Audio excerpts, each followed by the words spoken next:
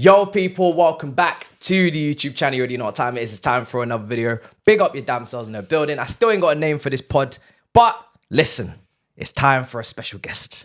Yeah, in the building. Nini FC, Chelsea heritage, historian, the man himself, fresh shape up, looking all. Yeah, I see you. I fixated those cameras on your face. I see what you're doing today. Bro, come with the collar. Right, how you doing, bro? You good? You feeling good? My guy. Come on, bro. Come on. You good? Yeah, I mean, you know, I'm as good as you can be. I can be right now, to be fair. I mean, that's what I'm going to say on that one. Yeah. But yeah, obviously, excited to be on. Yeah. Obviously, you know, being in the studio too, seeing it in the flesh, very impressive. Thank you. No, I was surprised, man. You've been making moves for so long that, come on, it's just going to naturally be a thing eventually. And I always knew it was. So it's a pleasure to be able to have people over in person, because I always felt we've done a lot of StreamYard collabs together. Yeah. We've done a lot from way back. You were one of Daniel, son of Chelsea. Yeah. These are like first guests on the channel. People can go way back. Look at the oldest streams when we were just going through lockdown and I was just starting the channel. But having it in person, and I went to your house there a couple months ago before the turn of the year. People loved it in person stuff. They're like, yo, these people know each other in real life. Yeah. They actually see each other outside in the real world. Yeah. So good to link up. Honor to have you in the building, in the flesh. And yeah, let's get into it, bro, because Chelsea is a busy bee, bro. There's just so much going on all the time. But when we spoke about doing this episode, I was so happy it was after a win, because it's been so difficult as a Chelsea content creator recently to navigate through all of the bullshit. You can swear here, because it's been a lot, bro. How has it been for you? Before we get to the recent wonderful goals of the last match, how has it been for you as a Chelsea content creator in this space with the club where it's at, with the money we've spent, with the narratives and everything? It's a good question. I don't know, personally, obviously I wish things were going a bit better, you know, especially with all the investment, the eyes on us, attention and expectations. I think that's been the main thing. But obviously, I'm not going to lie, man. Obviously, the results, the defeats, the moments, it's not that exciting. But at the same time, this is why you're a fan of a club, right? You're with your club through the thick and thin. It's not just when they're winning, when they're successful. Yeah. So I do feel like everyone's kind of just like building their minerals right now at the moment. But other than that, obviously, I'm just taking it how it is. Yeah. I'm just fingers crossed praying that, you know, this whole takeover thing we've seen is going to become successful eventually. Yeah. And there is going to be like a silver lining on the horizon, basically. Yeah, I think it was only a couple of years ago, I remember you celebrating that. That went viral. The Champions League win. God. And all the drink and everything going off. And I remember doing my watch along and Monster and all the boys, Saj just there as well. And it doesn't feel that long ago. And now we're listening to the anthem and it's rivals that are playing and we're not involved. It's sickening, bro. It is. I'm watching two screens yesterday, Arsenal, FC Porto, and obviously Barca and Napoli. I'm just thinking, what am I actually doing? I don't do this, but it's just what happens when your club's not playing CO. And yeah, it's been a long time, and it's actually quite humbling, the fact that we aren't in this tournament. And I guess there was lots of expectations at the top that this was a given, that we're just one of those clubs that will always be there forever. Yeah. And we're not, and it shows you what you have to do and how you have to perform to be playing on that level. So I'm hoping we're back there soon, bro. 100% same. I need it, bro. It's like a drug to me. Like Tuesdays and Wednesdays, having them free, it's not right. It's very wrong. Tell me about it. But like I said, you're here after a win, and it was needed because we've got a massive game against Leicester coming up on Sunday for the FA Cup. It's the last hope for our season in terms of objectives, European qualification, the Jordan deal for the kit collaboration. But there are positives in this season, and that's why I want to start off with this. There's certain players that don't deserve to be in this position because they have just gone through. Regardless, they've come out the other end with some really top performances. Players like Malo Gusto, players like Cole Palmer, to name a few. If you want to add to that, just what have you made of those two and any others that are on your mind that have been able to navigate through the most difficult Chelsea period since the early 90s? Yeah. Minimum. I mean, obviously, massive shout out to Cole Palmer, Malo Gusto. Like Gusto, I have to keep reminding myself, this guy's, 20 years old? Yeah. You can swear, bro. Yeah. Bro, he's fucking unbelievable. What a player. What a talent, what a player. And I feel like, listen, when I look at guys like Palmer and Gusto, when you're investing in young talent, that's the type of talent you're investing in. Talents that are actually ready to be playing at the high level. I think it's quite easy to fall into this trap of thinking anyone who's under a certain age, who has like a bit of tech on the ball, you know, a bit of like nice moments and, you know, skills and stuff like that. It's easy to think, okay, these guys are good enough to be playing at this level. Yeah. But, you know, there's levels to it. And I think Gusto and Palmer are reminding everyone of what has to be shown professionally, off the pitch, on the pitch, in terms of how they're carrying themselves, how they're moving, the confidence you need to play with as well too. Yeah. You can't be playing within yourself when you're coming to a club with big expectations like ours. Yeah. And I just love the fact that not only are these guys performing so well, but they're also showing a great partnership on that field. Yeah. In terms of understanding. Gusto will make that run forward. He'll make that overlap every single time because he knows Cole Palmer, 9 times out of 10, is going to find him. Yeah. And that's the difference between having the good, great players, right? Yeah. So, yeah, I think phenomenal business. I thought Gusto, again, we knew what he was doing at Lyon. I was remembering the Fred, tweets. the Felix Johnson Fred. Leon fans are like, this guy can't defend. Bro, when I saw that, I knew this was cap. I knew this was a Leon fan that's hating, trying to get the Chelsea fans confused right now. I knew it. Obviously, Felix just wasn't the one to write that. So that was pretty funny. He took the hit. Yeah, he took that hit. But yeah, I just look at most clubs needing a right back, and I was thinking to myself, how did you let us sign Malo Gusto? How did you not trump us? Real Madrid, it's funny because Real Madrid need a right back. They Carvajal's need one. getting older. They've been linked with Reece James previously, obviously before the injuries. Yeah. If we had let that one slip, they would have probably been in there That's and what then I'm we would have saying. been in a tough situation. And I like, when you mention they're on the same flank, it feels like we've got that flank covered. Like Palmer, he's with Bellingham. He's hanging with Bellingham on GA. And then you don't even have to say it's a GA merchant thing because if you just watch the player, the little nutmegs, the little touches, the IQ, the level of awareness on the ball, something that for me in that game, I just thought, this guy's just taken the game by the scruff of his neck and just literally ran the show. I was and surprised by that, man. I Yeah. mean, this is the thing. I actually thank Pep Guardiola for Cole Palmer because if you're going to be a youth at Man City who makes it there with the high expectations and demands, you're not going to get no patronising minutes under Pep. We saw what happened with Phil Foden. He had to be patient to really start showing the season he's showing right now. And when you think about it, this is probably the only time he could really be that star realistically because the standards are different. Higher level players, more experience, who are ready to win you things immediately. You can't just shoehorn in talents, no matter how talented they are. So Cole Palmer's really had to just test his mettle and resolve at Man City to learn, the pressures and expectations that's needed from him. And I think this is why he felt like, I'm ready to now play week in, week out because I'm ready to show what I can do. And I think a lot of us felt like when it was announced that we were signing him, this guy's ready to blow it. He's testing waters, goals in the Community Shield and the Super Cup for Man City. And he was thinking, these are 2 big games. You're getting on the score sheet. You're ready now to show what else you can do. And say less. I mean, 19 goals and assists throughout the season. We'll get past 20. Yeah. We'll get in his past, debut can he get season. to 25? That'll be pretty impressive. In this team, That's what I mean, we Tim Sherwood was pushing his luck there the other day, trying to pedal to the metal. He said, "Listen, silence yourself, bro. Don't try that with us, yeah." You don't ask them. Am I pointing there? Am I pointing there? You can point there. I'll point there. Point anywhere. Point anywhere you want. My God, but yeah, that was.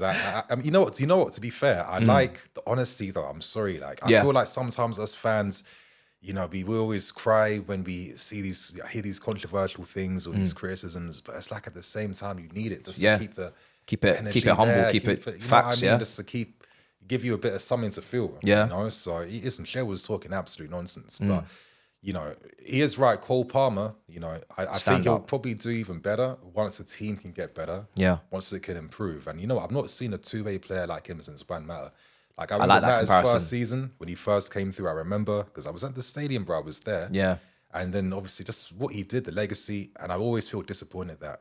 Yo, listen, when you're spitting, make sure you bring that mic closer, bro. Bring that closer, bro. When you talk on one matter, you gotta bring that mic closer, bro. Come on, that's one of my favorites, man. I can't believe we let that guy go. One of my favorites. The funny thing was that back when I was young, everyone that I knew, Chelsea fan, just lying to themselves, trying to understand why Mourinho decided it wasn't good enough. I just kept thinking to myself, you're telling me Matter's not on the team because he can't track back. Two-time player of the year, last 2 seasons before that. What was it? 34 assists and 24 something goals. Some dumb GA. Outrageous. Got match-winning stuff.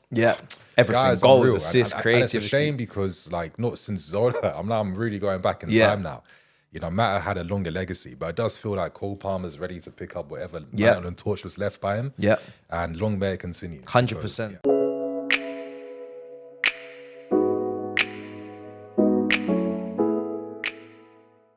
We've had Gusto, we've had Palmer. I think Jackson's held himself very well this season. I've been patient with him for Same a reason. Same. And the thing is with me is that his price tag doesn't warrant him to have to be this glitz and glamour striker. Yeah. He's just coming as a squad player for that fee to just contribute. He could play on the wing. He could play second striker. He could play up front. I don't really mind. He's contributing. The guy gave Konate a proper game in that cup final. Yeah. Whenever he's had to come off, we've struggled. Whenever he's been obviously away at the AFCON, we've struggled as well.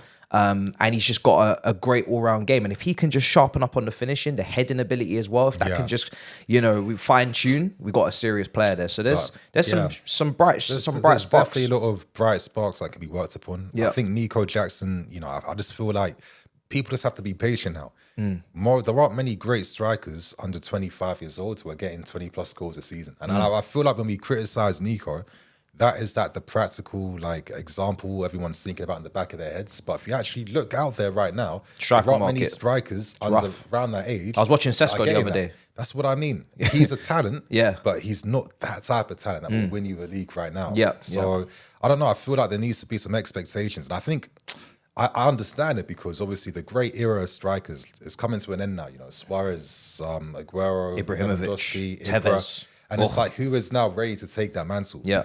Those players are coming, but they aren't there just yet. Those players, I think, will include Nico Jackson. I think when he has another 2 to 3 years, I know it feels like a long time.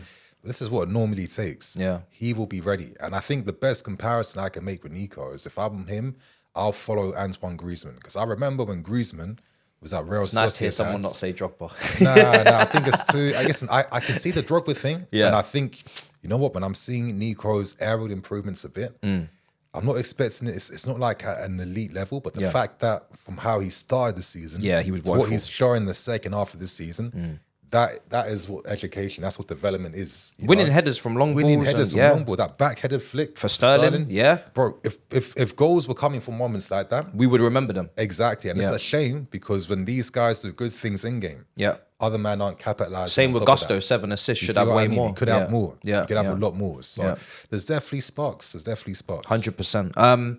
I want to get into recruitment as well because obviously there's been a lot of criticism for the board, not because they, in my opinion, what my opinion is they can find talent. They can clearly scout talent. I like Angelo. I like Andre Santos, but there's two problems. There's the stockpiling, which I think leads to not only blocking young COBHAM talents, which which you're a massive fan of some of those talents coming through that we've let go. We've wasted some money where really we had it in-house anyway. But also, it doesn't create a balance and a harmony in the squad to have the leadership, to have the players that can be dependable, that won't, fall under the pressure in a cup final at Wembley because everybody's got to look to each other for guidance. It's like having a teacher on a school trip and it's meant to be 3 to 30 and instead it's 1 to 30. So one of the kids are going to get lost, bruv, and end up in God knows where. Do you know what I mean? It's not a healthy ratio. Or something. No, indeed. Yeah. It's not a healthy ratio. Do you know what I'm saying? Yeah. So I guess the extremism. But I want to ask you about whether you see that changing under our financial situation when we don't know going into the summer. People are looking at, I know Musiala, people are saying, oh, he's a COBHAM boy. He could be available, but we're not in prime position to take Alphonso Davies, Chelsea fan. People are saying, oh, we could Osimhen, Mikel on the phone, Drogba on the phone. Are we in prime position? It feels like there's a spine that could be built there and the finishing touches, but we're not going to be potentially in the position to actually do that. Yeah, it's a big shame. I'm going to hold my hands up. And I feel like, listen, we're fans. Same. I don't have no qualification. Exactly. I have no qualification. I feel like probably at some point, I'm probably actually going to try and tackle that, try and get some of my coaching. Same, I wouldn't mind a little UEFA B license. I'm going to be talking all this time. Let me try and have something behind. Back up what I'm saying, innit? But I got books up there. Yeah, I'm seeing the tactics. I read them. Bro, I'm seeing the beds here. I see that this is where you live. I can tell. Don't worry. But But yeah, during the windows, I mean, listen, how is no fan going to be excited by this signing, that signing, surprise signing, surprise news? I mean, come on. Caicedo. And you think to yourself, like, on paper, out, these guys are ticking all the checklists. Yeah. Techie here, techie there, tech ability everywhere.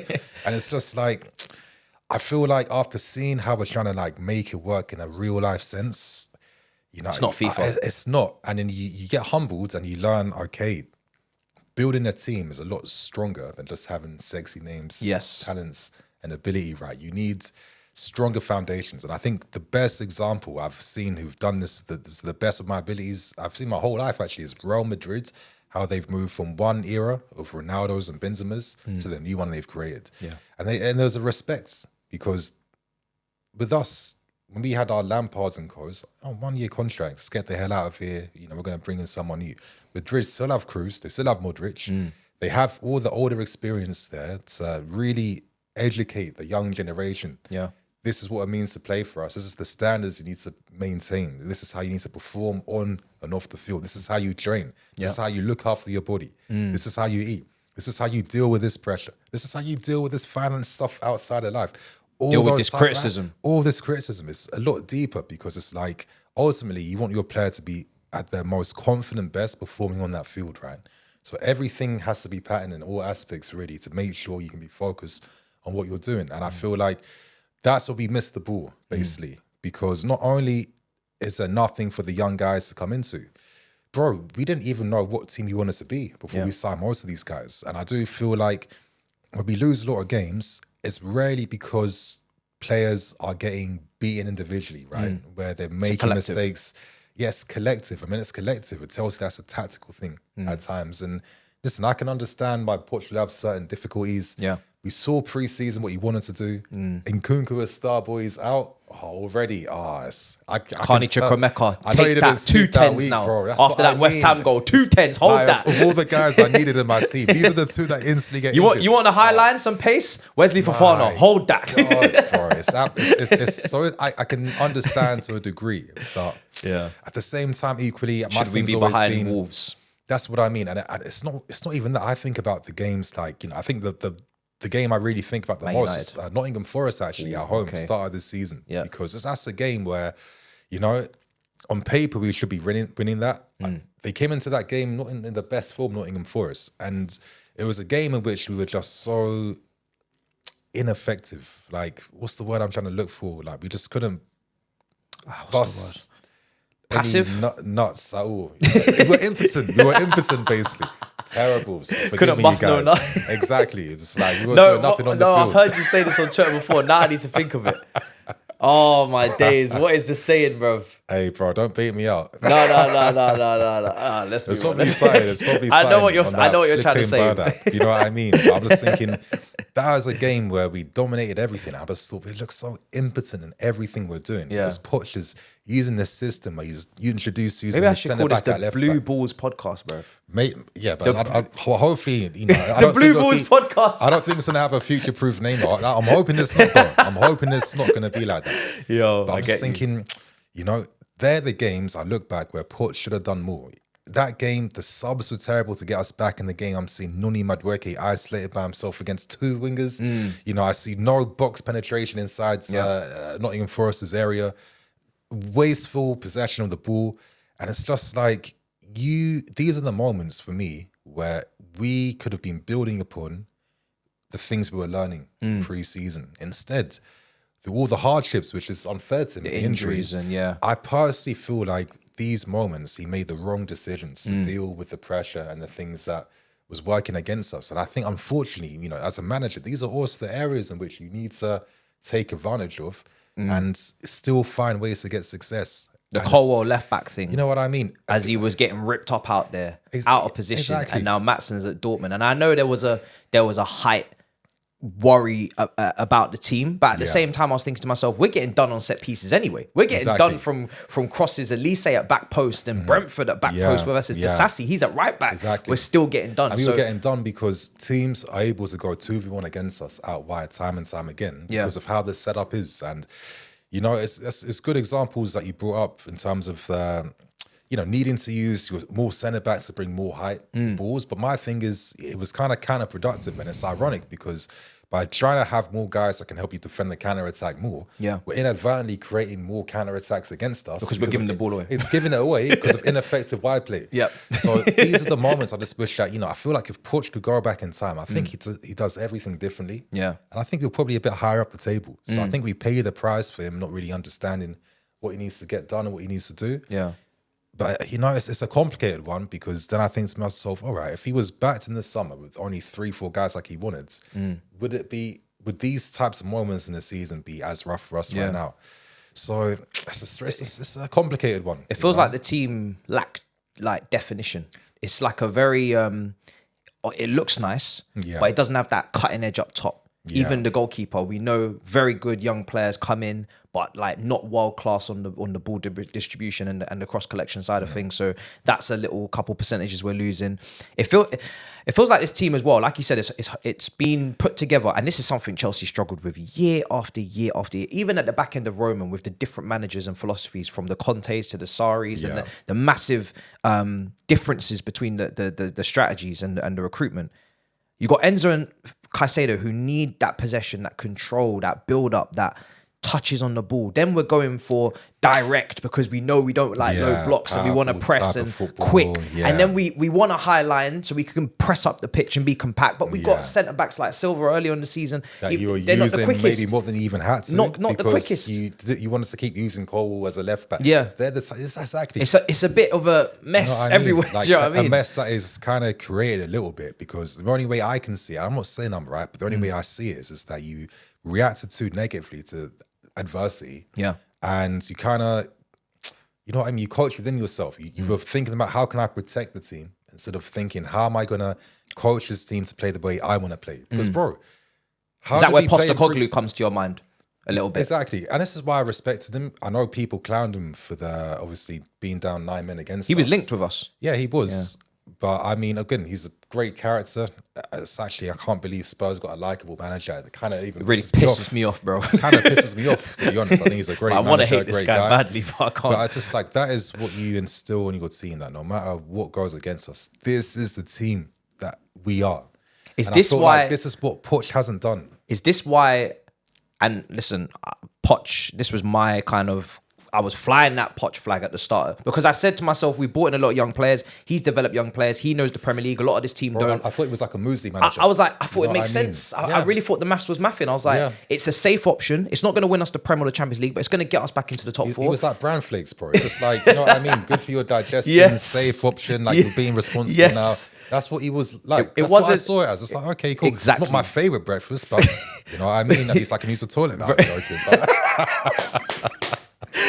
it's so true. You know what I mean? However, it's blown up in my face, and I had to hold that.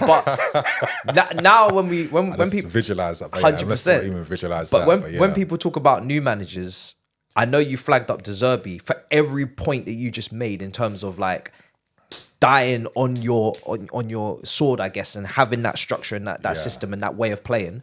But even with him, obviously, there's question marks. I know there's question marks with every candidate, every single one of them. He's never been in a job this size. He's never won anything. Does he handle the pressure? I think there was even a quote the other week saying, 2 quotes that alarmed me. One was, this is 2 games a week. Whew, I ain't got as much time to prepare, which next season we might not have a problem with, but we don't want to have that as a continuous issue.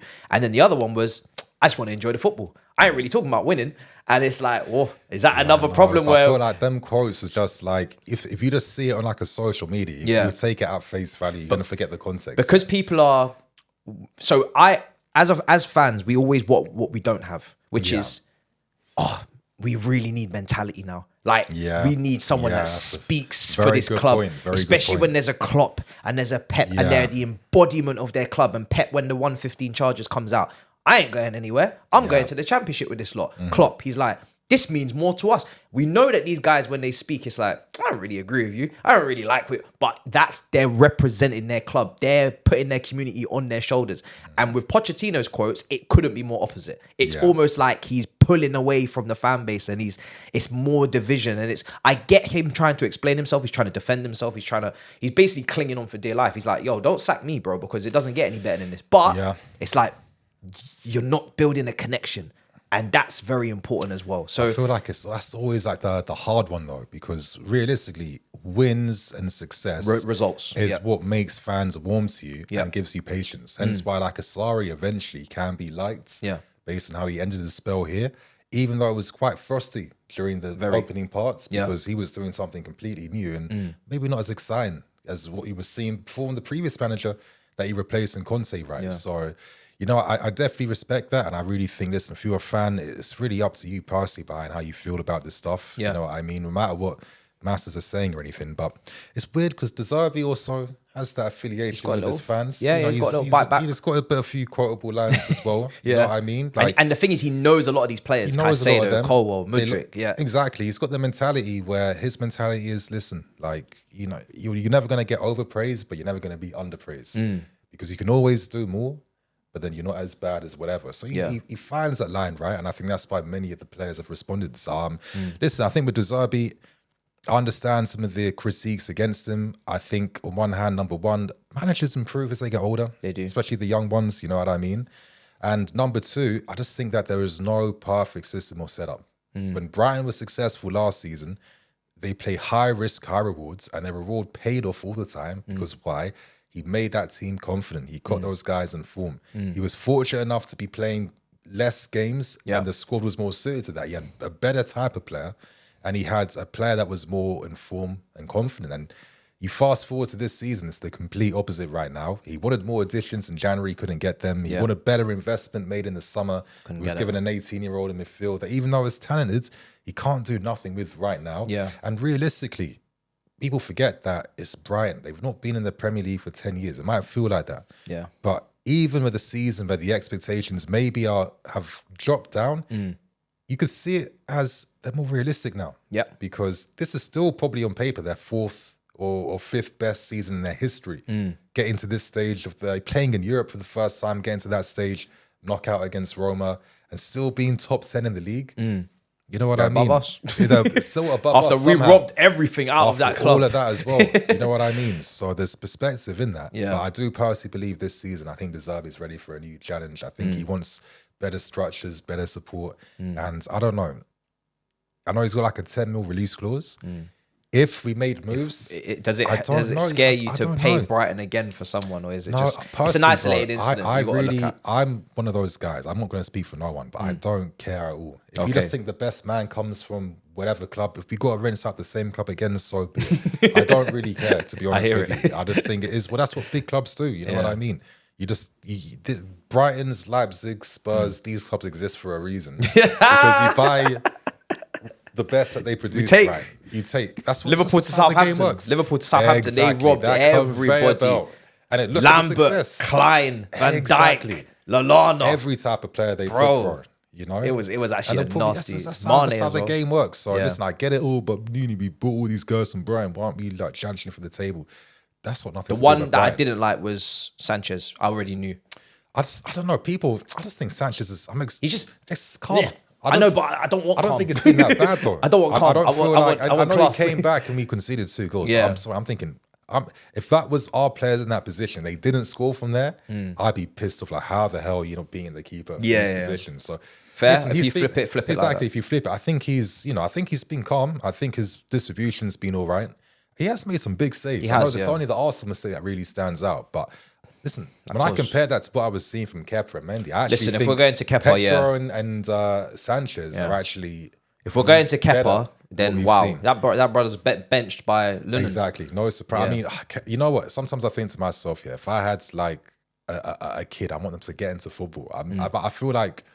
Maybe don't think about your Messis and stuff. Think about becoming like a Kepa. Where it's just like you just fail upwards, big boy wages. Your wife's unreal. You know what I mean? Living some. If you're third choice keeper, you don't have to ever play. Exactly. No injuries. Basically, your career is to train and have a good time and live your life. You know, and sometimes you're winning silver with the biggest institutions out there. Lee Grants. That's what I'm saying. Project Grant. That's where the career really is. You know what I mean? But everyone wants their kid to be the next Messi, Ronaldo. Nah, bro. It's a lot of work. Kepa. It's a lot of effort. Exactly.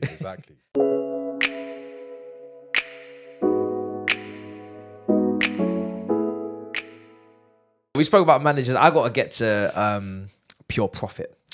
I know you don't like this shit. because I hate that small club stuff, man. It would be wrong to have you Hate here that without small club stuff. it would be wrong to have you about talking about this pure profit because Loftus-Cheek's gone to Milan, living life. I know it hurts, but I do feel he's better away from this mess. And I don't even know if Poch would have used him in the right way, to be honest. I do worry about that, but I'm happy for him.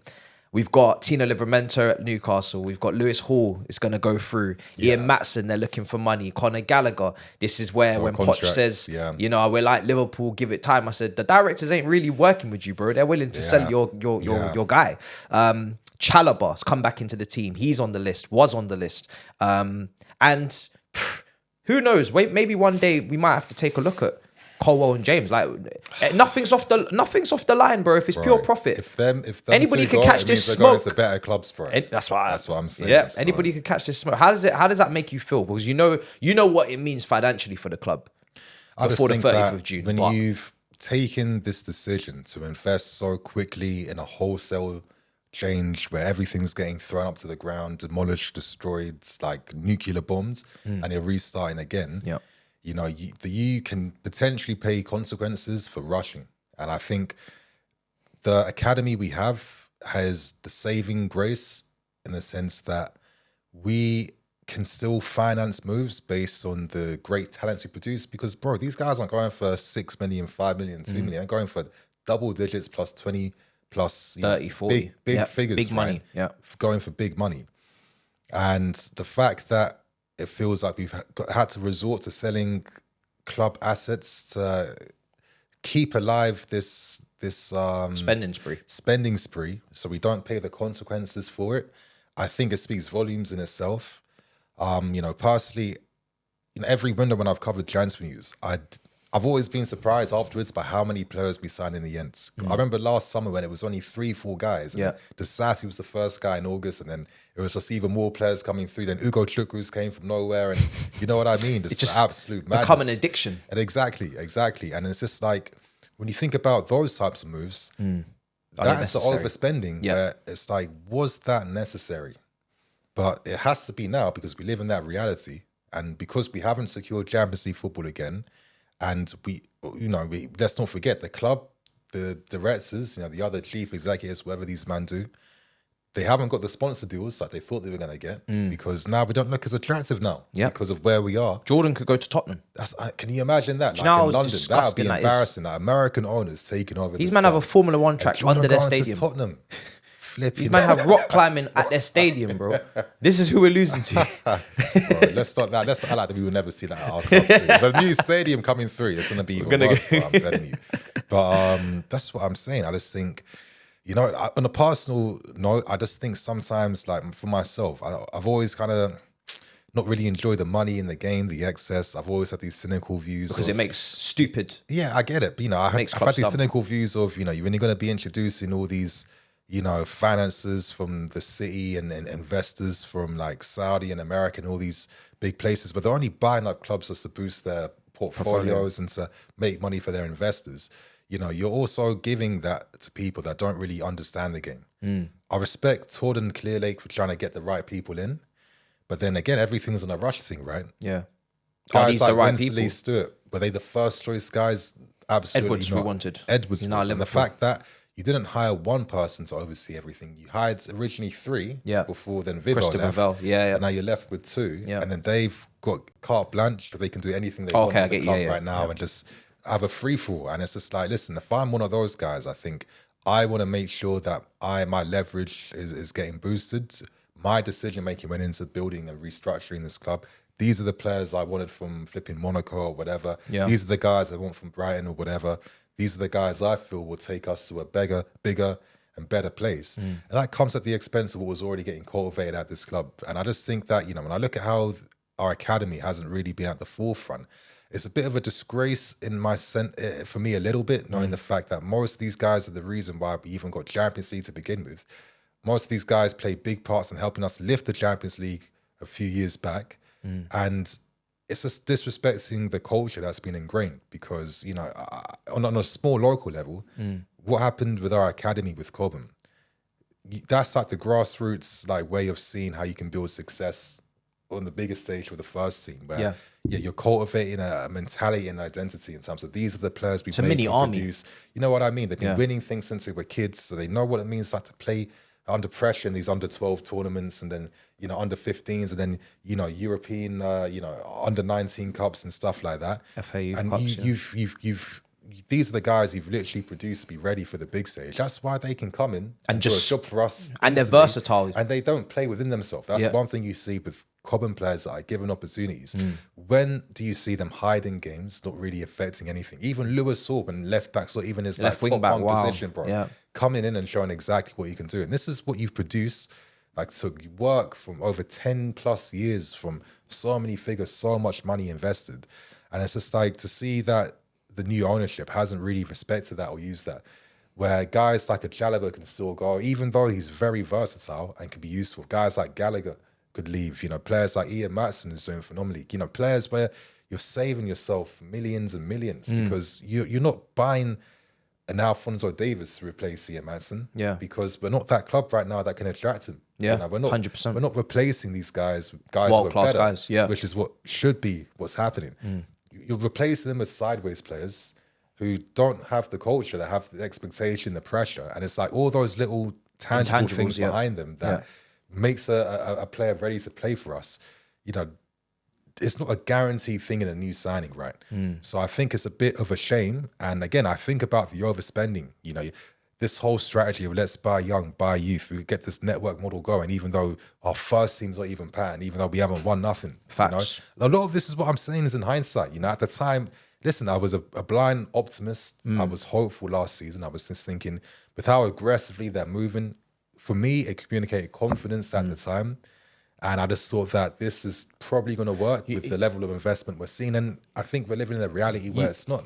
You were watching we were watching a board with a lot of ambition, which is questionable for a lot of people what that ambition actually is. Do they want to win, or do they want to just circulate money, or what do they want to do? Until they win, we don't know. I guess to be fair, they want to win. You're not going to splash 100 mil twice in Enzo and Caicedo. But what is the purpose of buying Datra Fofana on top of Washington, like you said? What is the purpose of buying Akachuku on top of Andre Santos? And obviously this multi-club model, it's come too quick, where we've bought Strasbourg, and then now we're like, we need a Portuguese club, but we couldn't attain one yet. Yeah. And then you've got players failing on loan deals, and Andre Santos is on the bench for Strasbourg, not developing. Yeah. We could have literally And used it's him as an a odd third one too, midfielder because, right now. I was reading that Strasbourg that had their midfield pattern already, and they didn't really need one. Yeah. They just had to put him there because he had to go somewhere. But we got no options in midfield. I'm seeing quotes in press conference. The players are tired. We ain't got no options. Exactly. Meanwhile, you brought Cassidy back from a loan where he was actually starting to cook. Yeah. You don't get no minutes here, Yeah. and it At the all just wrong time. seems too much of a mess. It's too much. Like you said, you're trying to. Your Paying bed, the your bed's not consequences. spread. Yeah. Your kitchen's not clean, and you're out there mowing the lawn. It's like, Yeah. why not fix what's going on inside in the yard first? It's like we tried to, redo, we were trying to renovate a house beautifully to try and boost the market value to, make it attractive and worthy. But we haven't prepared for, oh crap, there's an issue with the electrics. That's going to be an extra cost. Oh crap, we didn't realize that the foundations of this part of the house wasn't even built properly. Oh crap, the loft extensions are in a worse state than I realized. I feel like we kind of went into all, I think the motivation was genuine, because again, these guys won't spend money for the sake of it. I'm not going to disrespect billionaires when I got no billions in my account. You know what I mean? Let's keep that shit humble now. But I just felt like I call it like a respect for the game, where you have to foresee that it's not like a linear curve of success, right? Not everyone's just going to develop on this It just upward doesn't curve. work like that ideally. And I just think that in hindsight, patience was there. And actually thinking about it, against this only hindsight speaking, we should have maintained most of the squad we had last season, and then being a bit slower in terms of how we phase players out to think about, okay, what team are we trying to be? Yeah. Are we going to sign the best, perfect director we want before going for anyone? Maybe integrate the changes slowly. Maybe instead of, because here's the thing with the multi-network model, you want it to be a self-sustaining club in the future, where eventually the grand vision is we can just be players within our setups. We can be replacing players in and out just like that, costing us nothing. I don't understand this obsession with big clubs wanting multi-network models to produce their players in-house when it doesn't ever really work like that, to be honest with you. And, you know, you're doing everything all at once without mastering one aspect just yet. And when all these things have cracks, Stadium's another one. exactly. They probably thought that was going to be a lot easier. Exactly. Now they're And it's a lot realizing, more damn. difficult, isn't it? And that's why Roman struggled for how many years? Yeah. You know, you then have to deal with the consequences of what's left with your hasty actions. And I think that's just my main fear right now. You know, listen, if we, you know, I think to myself, there was like a flipping AI manager controlling things, whatever, just trying to get perfection out from the mess. Yeah. We should probably be a bit higher up regardless, right? You know what I mean? Yeah. But it's still not enough and it's not sustainable. And I just think that if we want to get things right next season, you know, I'm covering a story today where they're talking about left back targets. You want to replace Matisse with a young talent. I'm saying to myself, no. If Poch doesn't remain it, and that's if he doesn't, the next manager needs to have his voice listened to a bit, because the next guy you hire, you kind of have to back into that vision a bit more. You know, you can't have an ownership or directors that aren't really fully buying into what they're hiring. You know what I mean? But also, it feels like they have to like that squad, like most of it. Someone has to make sense of the squad. Yeah, like Enzo and Caicedo, you have to know what to do with those guys. Exactly. You have to like those guys. Exactly, and it could work, but then it comes down to the proper sacrifices. You know what I mean? Like, okay, maybe we might have to sell one or two players that we don't want to, but we're doing that for the sake of the long-term thing of this is the team we're going to be. So let's say you want to back Poch, maybe you say, okay, one of the midfield players might get sacrificed and I need to buy a big DM like an Onana or something. But then even then, you know, you're going to let Gallagher leave for that. I think that would be crazy because he suits this football. You know, you look at a striker, maybe you think, okay, I need someone with a bit of experience to try and come in. That's going to be hard. Honestly, my thing would just be go try and do whatever you can to entice Lukaku to come back. I don't care, bro. I don't care about what you did in the past with Thomas Tuchel. I don't care about none of that stuff here. He's a guy that we own that gets you guaranteed goals. For a team like us, we don't have the money where I don't even think we could afford. Lock off the cameras. This is what I mean by the uncomfortable things where you're making the best decisions based on what you have, the resources you have at your disposal, and how you're going to support and back the manager. And sometimes these things aren't great.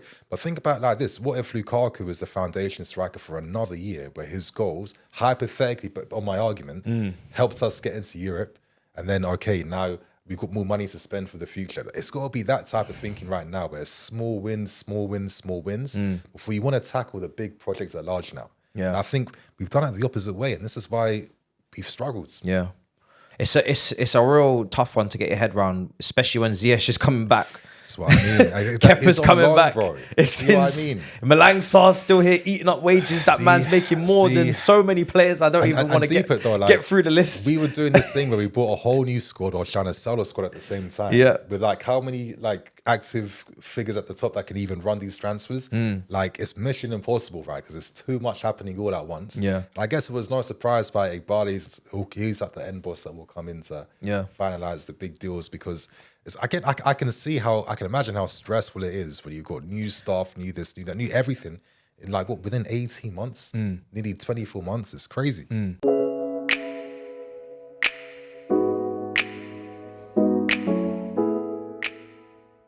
You saw the lack of leadership in the team, I think, against Liverpool.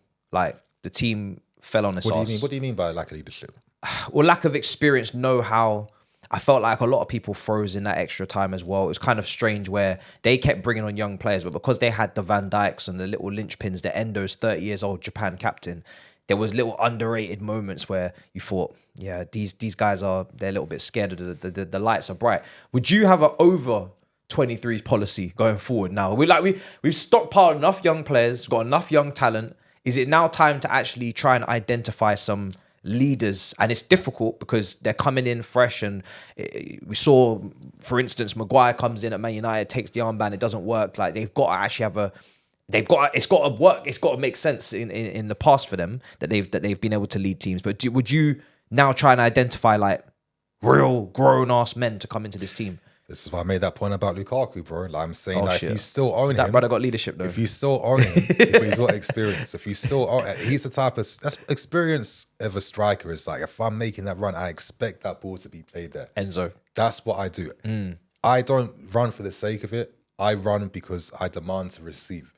And that's what the big strikers, that's what they can, that's the energy they get out from their energy, team. yeah. You know, that's what, again, I'm under pressure. If you're any player, I'm getting pressed and I'm just going to hit it to Lukaku because I know he can hold the ball for another second or two to allow me to get my bearings again. And that's how the team stuff works. Because, bro, it's a competition everywhere on the field. Yeah. 10 versus 10 outfield players, right? And the ball can bounce in really unexpected ways and then you have to deal with it unexpectedly. You know what I mean? And I feel that's where experience comes through in terms of how am I handling my temperament during the unexpected moments in game, right? So, listen, I'm not saying that like it's the best solution I'm giving, but all I'm really stressing is that we have to be smart with how we're moving at. I agree. I don't think it can be a continuation of adding even more youth, especially when, as I said, if you're going to let Maatsen go, which I can understand sacrificially, you need it for the profit, you need to try and raise over 100 mil, right? Yeah. I get that. But then on the market right now, who is around that age or younger that is clear or better? You know what I mean? I remember that Barcola guy from River Plate. Yeah. Obviously, he's not really playing all the time at Brighton because he's a kid new to the country, new to the thing. And like realistically, we tried to sign him, but he wouldn't have been ready to be playing for us right now because he's still young and he has Still to a young settle. kid, You know, it's not just about He's got to having talent. acclimatise as well, yeah. Exactly. South America. Exactly. So I do think that it comes down to making 2 or 3 smart choices, maybe some experience. Maybe even from the Prem as well. Just so they... From the Prem if possible. Yeah. If possible, but the Prem is expensive. It is. So it's if the you only can't- place we can sell, as we saw last summer. Yeah. It's the only place we could potentially maybe buy if That's we what want I that mean. ready-made You player. assess the market, you see what happens at Barcelona. Is there an experience I can add there? Or, you know, you look to see, but I just think that this thing of continuing to keep buying young, it only works if you're buying young players for a team that already has a ready-made identity. Yeah. You know what I mean? That's already got ready-made foundation Or pieces in the team. the young aspect is irrelevant, like an Mbappe or Declan Rice or Yeah, because they're just like they're ready. outliers. Yeah. They're the anomalies. I call them the football anomalies where, you know, I remember Mbappe, I'd always recommend, when the hot player is coming out and you've heard about them, watch them right now because they're the memories you're going to have about them when you're older. Yeah. You know, I used to hate watch Barcelona. Thank God I did that when I was young, even though I hated them. Thank God I hate watch them because I got to see Messi grow up over the years from the team to that hat-trick he scored against Madrid as a 19-year-old and all those moments. Yeah. Thank God I saw, what would they call him? Loten at the time, not even Mbappe. What was it? Loten at the time, right? Doing what he did for Monaco during that season, flipping hell. And I'm so glad I actually watched him ball out. And when you actually see what those super anomaly talents do, they play like and this is a shit example, but they play like they're 25, 26. Yeah. That flipping confidence Mbappe had in front of goal at that age, you know. 17, that wasn't it? technique 18. already he had of World Cup, 18. World Cup, bro. That Mbappe technique, that disguised fake shot where he Reverse, always goes, you know what I mean? He goes yeah. for the near post every time. Like, Yeah. The greats make that stuff look easy, but that's something, that's a Trademark. technique he's mastered. Yeah. You know, and he showed that from his young age. And those types of players don't really exist very often. For the rest of them, most world-class players that we look at, they had to get grown and developed to be those types of guys. Yeah. So, you know, I just think that in the market right now, they aren't there. The only one I see is Jamal Musiala. I don't know what we have to do to entice this guy, maybe bring his family back together again or something, you know what I mean? I don't know what needs to be done. I'm actually disappointed that Roman didn't even try and save the marriage at the time. And there's no buyback on that as well. Bro, not even like first refusal. I hope there's something in that flipping contract that can help us. So to now go back what with I'm trying to say, build the there's team only smart. there's Is only that a the Musiala position that's- we actually need as well? Or is that just one of those players that you just That's you what I don't- mean. I don't care. I was making that point of like a player who's that good, where who's that he young, is where him. he can Yes, exactly. yeah. And the only one I see right now is like a Musiala, top of my head. I saw the last day of the season. Dortment, they won the title. That moment, goal he the scored, pressure, my last minute, I think God. it was as well. To win that for Bayern, Yeah. what a goal, what a talent to do that young. This is what I mean.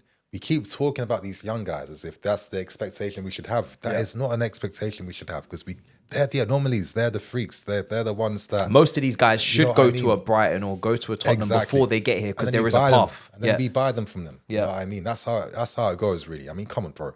your Yaya Toures, your Drogbas, look at the way they came through in their careers. They weren't earmarked to be the next greats. That comes with time. Even David Villa, when he was at Real Zaragoza, I remember, and doing his stuff there, and then Valencia. There's a progression, you know what I mean? And a lot of the great players we've signed, they've not come from top clubs. Like your Aspilicuetas or your Kalous or your Drogba's. Because again, football is not a video game. Yeah. You know, ultimately you sign the very best you can sign for how you're playing. And I think the best example of this currently in European football is Inzaghi's Inter Milan team, where they've been that 3-5-2 team for time. Yeah.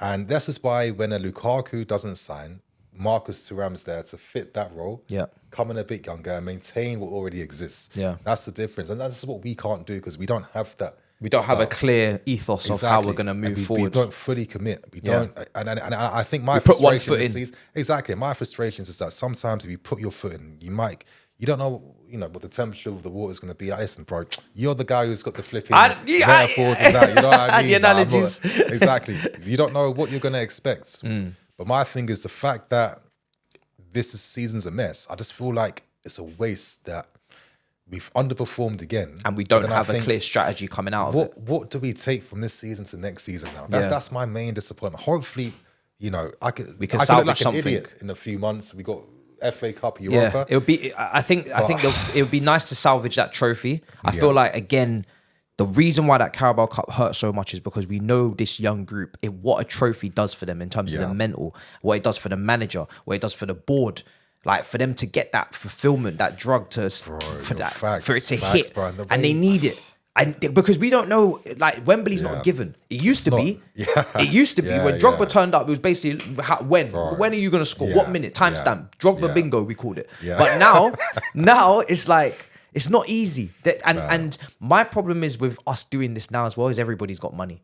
And also everybody's got the resources and the data. And there's Villa and there's Newcastle and there's so much competition. And they're ahead of us in their development now. Exactly. And it's like, we can't just click our fingers and get back into top four. It don't work like that now. Like it's an actual graft to get back in there. And that's just, again, top four is not even an ambition. It's just to be respected again. It's not even to actually win anything. It's just to be involved, to take part.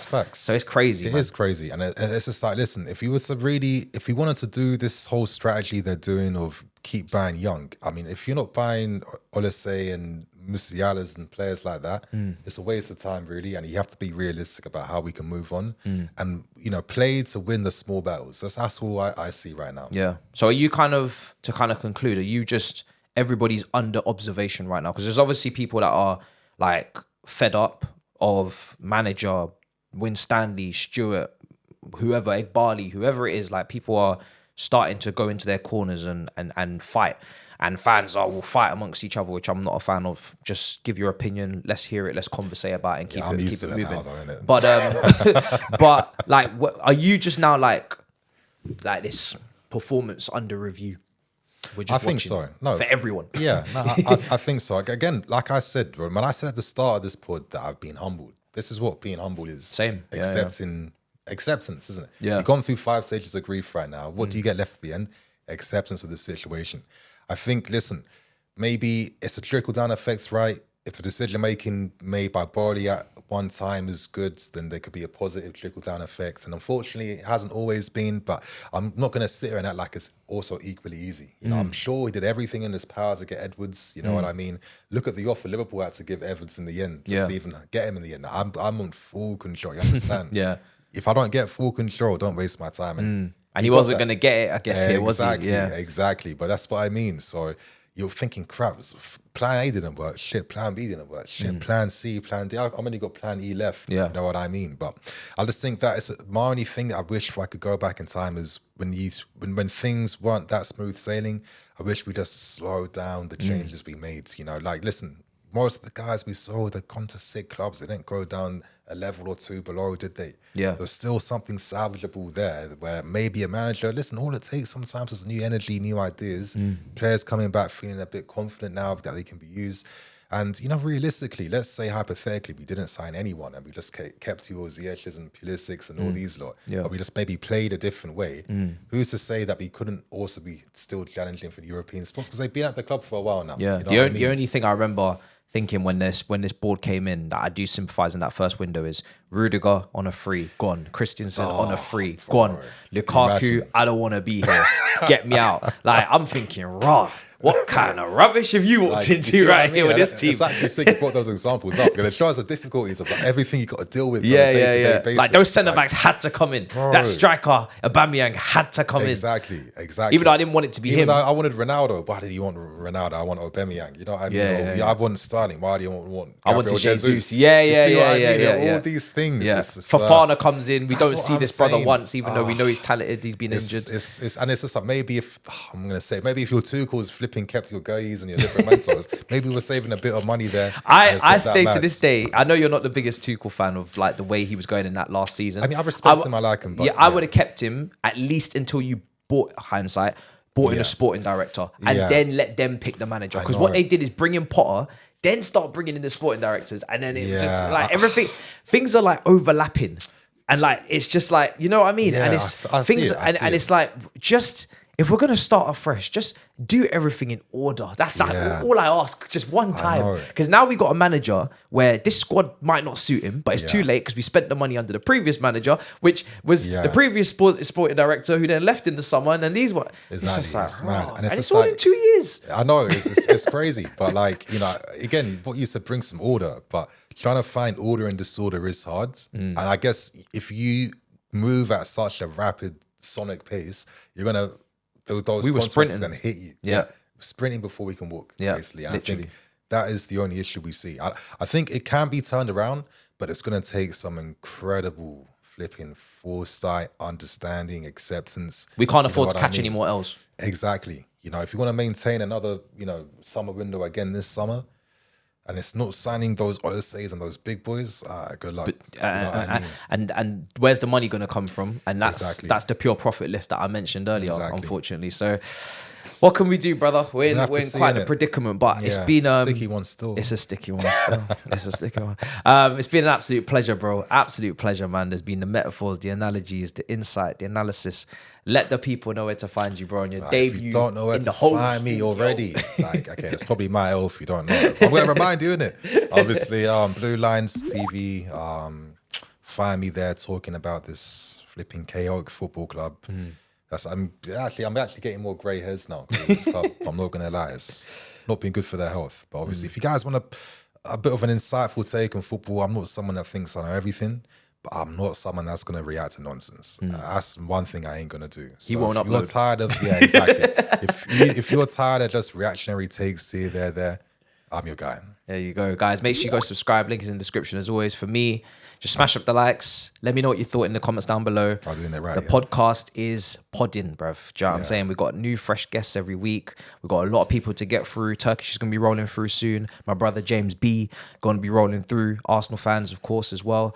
All types of fans, all different clubs. It's going to be good. Get our feet wet, you know what I'm saying, in this podcast game, and keep giving you the uploads as well. It's been a while since I dropped a video, so we had to come with a special ones. And yeah, I'll see you guys for the Leicester content coming out soon. Big up your damn selves. In a bit, people. Peace.